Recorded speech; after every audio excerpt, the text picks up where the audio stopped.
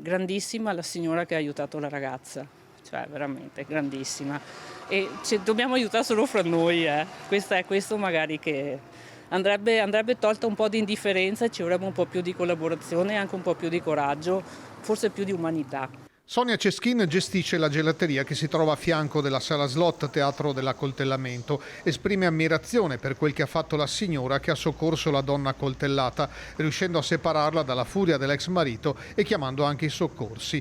Dopo la chiusura del suo negozio è andata nella sua casa che si trova a pochi metri di distanza sull'altro lato della strada. Mentre stavamo guardando la TV con la porta aperta, ho sentito una voce di donna abbastanza alterata, alta, però non ci ho fatto molto caso. Poco dopo però ho sentito correre dei ragazzi e quindi ho guardato dalla finestra e questi ragazzi sono fermati davanti all'Admiral.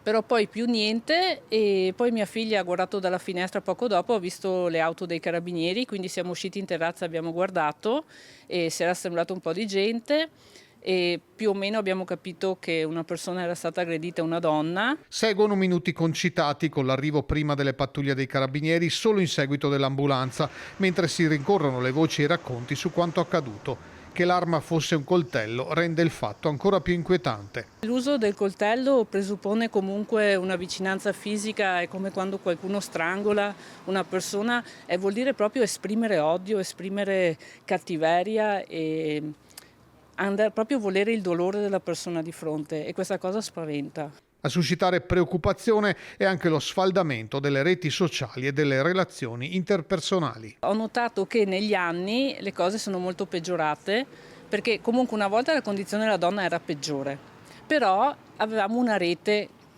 fra le persone, c'era meno indifferenza. Adesso siamo iperconnessi ma siamo tutti isole. Una volta, quando ero ragazzina io, se qualcuno ti importunava avevi gli amici che venivano ad aiutarti. Adesso invece in queste situazioni le persone sono sole, non parlo solo delle donne, chiunque sia in difficoltà è sempre solo